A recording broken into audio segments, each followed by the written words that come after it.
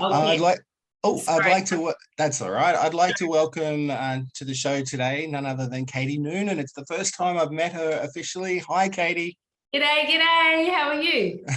Very, very well. And since late last year, when I heard you were doing a 50th anniversary of Blue, the Yeah. Joni Mitchell tribute, I really wanted to sort of expand on that a bit. Can you tell me why Joni Mitchell for a start? And is it sort of a bit of pressure? Because that is a very popular album and Joni is Joni. Joni is my queen. Yeah. It is a little, I guess, but I'm just such a huge fan. I'm such an enormous admirer of her work, and that album in particular is my favorite. It's such a special moment of time that she captured.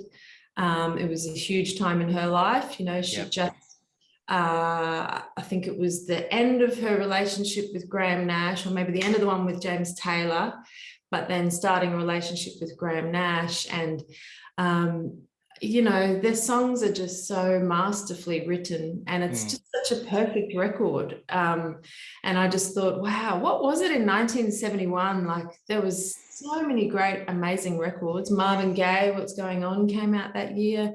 Yeah, anyway, I just thought I'd love to do it in the 50th anniversary and pay homage to an incredible artist. So it's on from March the 1st at QPAC. And what can we expect? Is it just the album, or are you going to have a few surprises and that kind of thing? What can you sort of tease people with? Yeah, look, it's basically just the album. I mean, the album is such a masterpiece. We'll be doing it in exactly the order. And, you know, there's a fine line between, because I want to pay homage to the brilliance of the original, but also make it my own, but also not change it to the point where what's the point of doing it, because people love this record so much, you know. But I'm going to expand it out because it's actually a very intimate record. So it's, I mean, 4 of the tracks are just Joni and a piano, and then the other 6 or 7 are with, you know, acoustic guitars. There's a slide guitar on a couple of tracks, but very, very stripped back. But I'm going to flesh the band out to a sextet and have 2 guitars, some bass, the beautiful Jo Davey on BVs, who's amazing, and she'll be doing the opening spot. She'll be doing quite a bit of other Joni stuff as well. And then my son, my 16-year-old son on drums. Which is super. Yeah, he's not that there are really drums, like it's more just snare and hi-hats and shakers and triangle. And then you can't really do a Joni Mitchell gig and not do Big Yellow Taxi. So we'll sort of save that for the end for everyone to sing along. And yeah, look, and the funny thing is I did do this last year for the Noosa Alive Festival. Right. And because I know this record so well, I was like, oh, this will be fine. I'll just, you know, I didn't expect it to be so difficult. The songs really are very difficult. And Joni's phrasing is really unusual. And she's sort of like, some of the songs are sort of like a stream of consciousness, like particularly the last track, The Last Time I Saw Richard. Right. So it's just sort of, and it's hard to find places to breathe, actually, because she's just sort of so in the moment telling this story, and she's just such an amazing storyteller. But what I like is that I was given this record by another woman. I was given this record by Cindy Ryan from Stella 111, who was supporting my band George 20 years ago or so. And she said, do you know Joni Mitchell? And I said, oh, no, not really. I heard the Counting Crows cover of Big Yellow Taxi, and I thought, oh, it's a cool tune. But I just sort of missed Joni. My parents weren't folk artists at all, and obviously I wasn't alive when the record came out. So I sort of missed her, and then I just discovered Blue, and it blew my mind and seriously influenced my songwriting. And so I sort of like that I was given a CD by another woman, and now, you know, whenever I'm mentoring or chatting with young musicians, I make sure they know who Joni Mitchell is and to check out Blue, because Blue's a really great album to start with, I think. And then you can just, I've got every record, even the sort of more obscure 80s ones. But yeah, she's a genius. She's amazing. there was a little bit of on a side note, resurgence of Joni Mitchell when the movie Love Actually came out, because there was a scene in that where Alan Rickman bought his wife, played by Emma Thompson, a CD of it.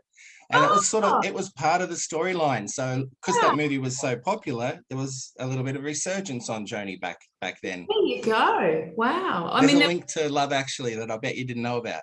I did not. I did see that movie at the time, and I think even that went over my head.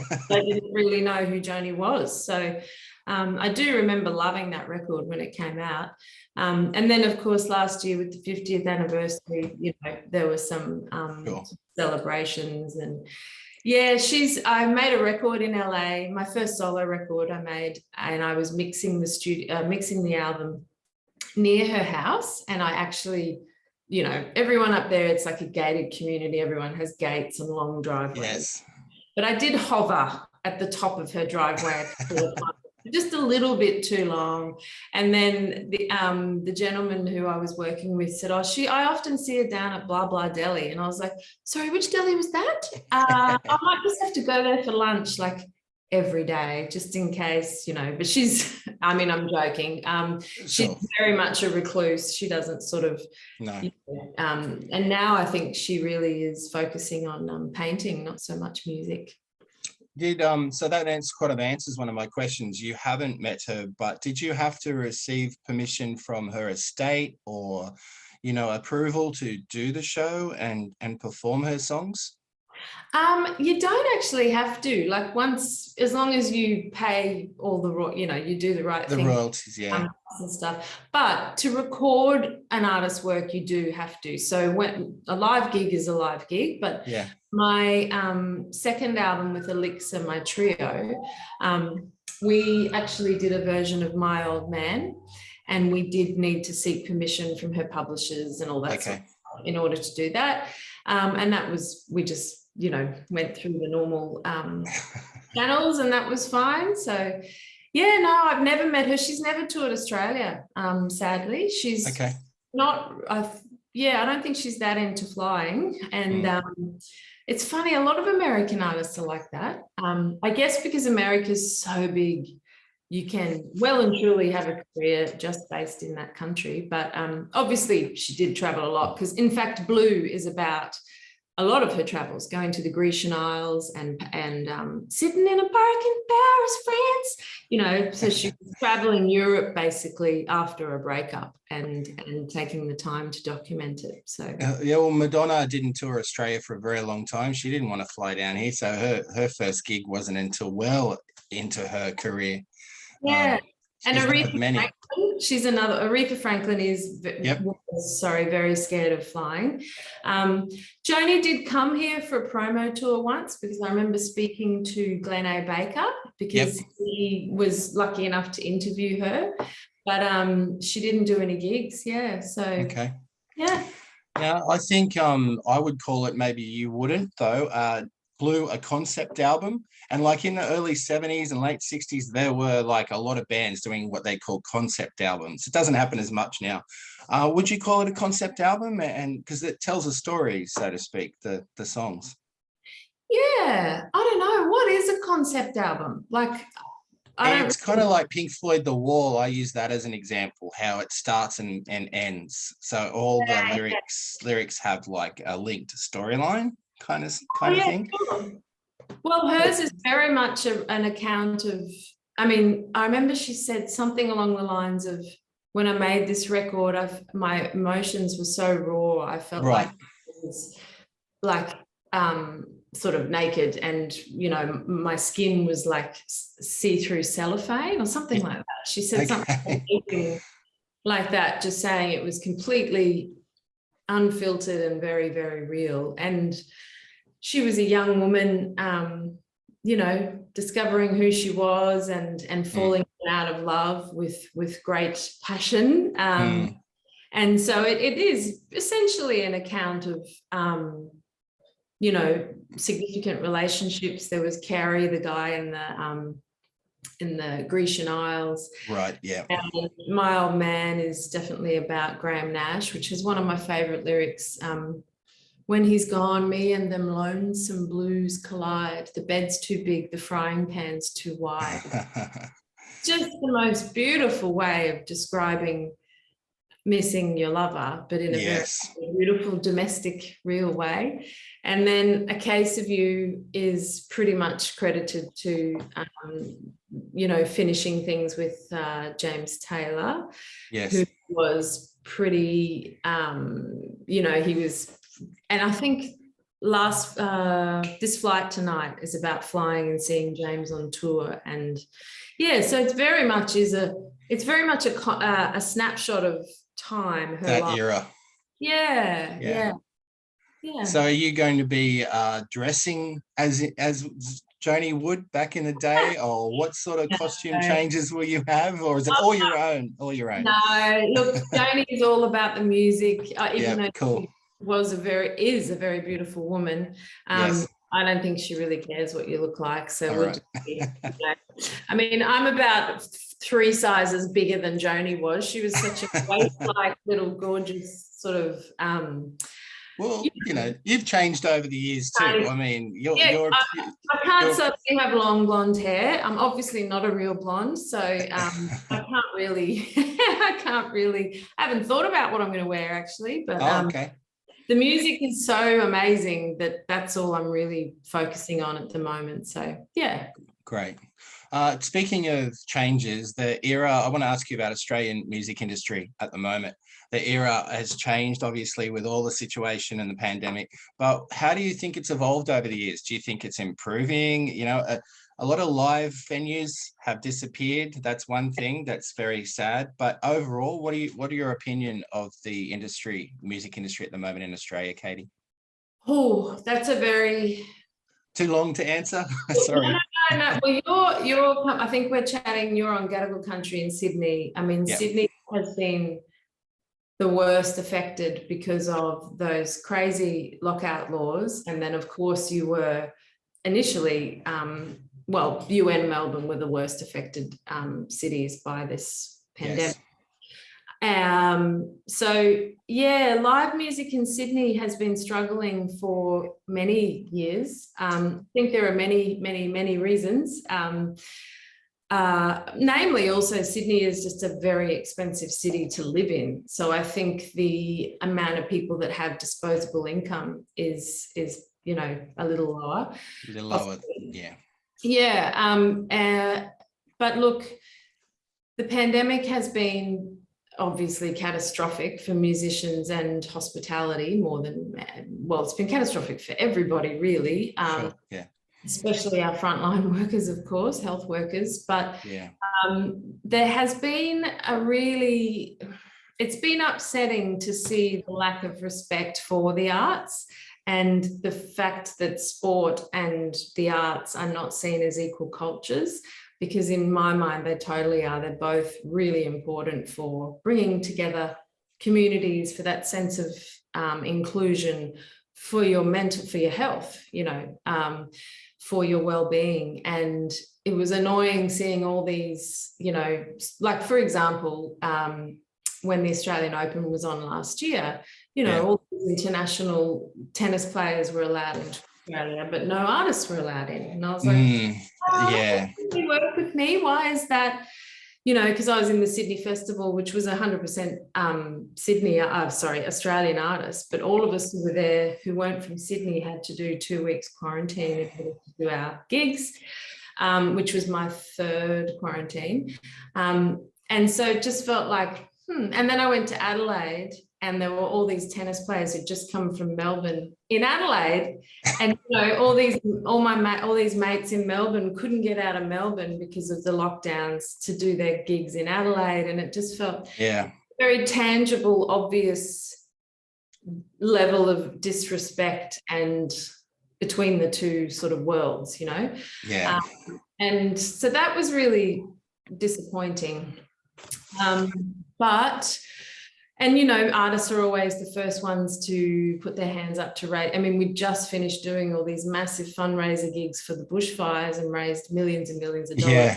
And sensational. We had no money and no gigs. And I think people don't realise how, my livelihood is entirely dependent on large gatherings of people and cross-border travel, both of which were illegal. So it just evaporated immediately. Just stopped.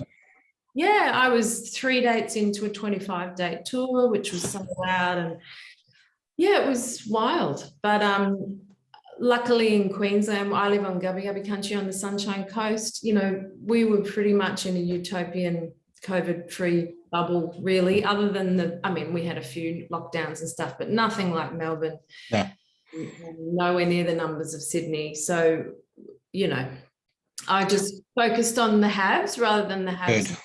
And had a lot of time at home, which was actually wonderful, to be more involved and to be. And you can still be creative at home. So many people did stuff and still wrote songs, still performed from home. So that's one of the very few bonuses of the situation, I guess. Yeah, we started a monthly live stream concert series through Patreon, which was amazing. And a lot of people in Melbourne, they were like, that was my thing that I got to look forward to each month, because they couldn't freaking leave their house, for more than an hour a day when it was really bad. So look, you've just had to go with the flow. Obviously, I've rescheduled multiple tours, and this Joni gig was meant to be last year, and that couldn't happen. So no. I liken COVID to one long, really terrible solo, just a terrible. Wow, that's a good way of putting it. Sopranino solo that just keeps on going and doesn't stop. Just one big improvisation. Yeah. Oh, that's really good analogy. Yeah, I like that. Well, you're doing well, and I mean, this is going to be a big show. I think people are itching to get out. The QPAC have been selling tickets for quite a while now, even though it's taken us a couple of months to talk because the delays. I'm really glad we did. A couple more questions before I wrap it up. A couple of quick ones.